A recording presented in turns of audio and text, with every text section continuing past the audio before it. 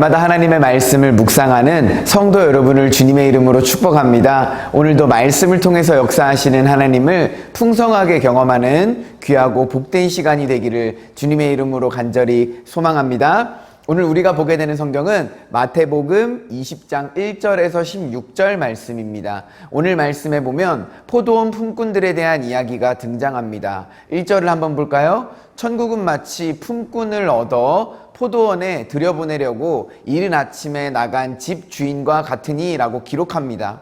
천국은 마치라고 하면서 이야기를 시작하십니다. 마태복음 13장에 나오는 이야기의 연장선상에서 이해할 수 있는 것이죠. 여기서 핵심은 포도원 주인입니다. 포도원 주인은 자신의 고유 권한을 가지고 품꾼들을 고용합니다. 그리고 한 데나리온의 임금을 약속합니다. 그래서 제3시, 6시, 9시, 11시에 사람들을 만나서 포도원으로 들어가서 일을 하라고 합니다.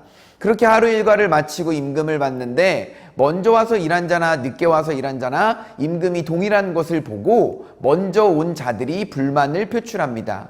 그때 포도원 주인이 말합니다. 너희는 처음부터 나와 한 데나리온을 받기로 약속했다는 것이죠. 일할 자격이 없던 자들인데 포도원에서 일을 하게 된 것은 포도원 주인이 은혜를 베풀었기 때문입니다. 나의 상태, 능력, 자격 이런 것과 상관없이 포도원 주인이 은혜를 베풀었기 때문에 쓰임받을 수 있다는 것입니다. 우리는 예수 그리스도를 믿음으로 구원을 받게 됩니다. 하지만 그 믿음조차도 내가 한 것은 없는 것이죠. 로마서 10장 17절 말씀에 그러므로 믿음은 들음에서 나며 라고 기록합니다. 믿음은 그리스도의 말씀을 들을 때 혹은 들으면서 내 마음속에 생겨나는 것인데 이것조차도 내가 말씀을 집중해서 들었기 때문에 내가 잘 이해했기 때문에 내가 잘 받아들여서 믿음이 생겨난 것이 아닙니다. 말씀이 들려지는 은혜와 축복이 임했기 때문에 내가 말씀을 듣고 하나님을 믿게 된 것입니다. 이것을 에베소서 2장 8절에서는요, 믿음은 바로 하나님께서 우리에게 주신 선물이라고 표현한 것입니다.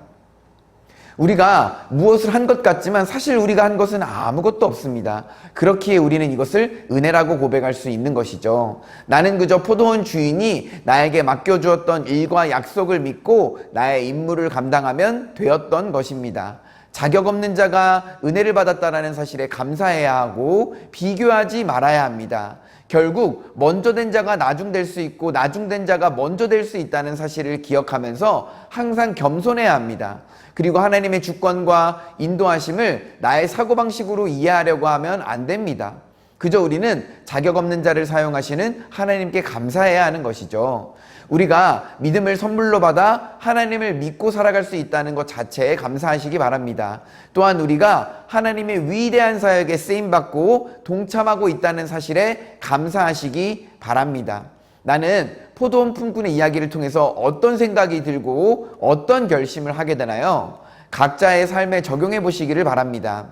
그러므로 하나님의 주권을 인정하고 일꾼으로서 사는 것 자체에 감사와 은혜로 반응하면서 오늘 하루도 살아가시는 저와 여러분들이 되시기를 주님의 이름으로 간절히 축원합니다.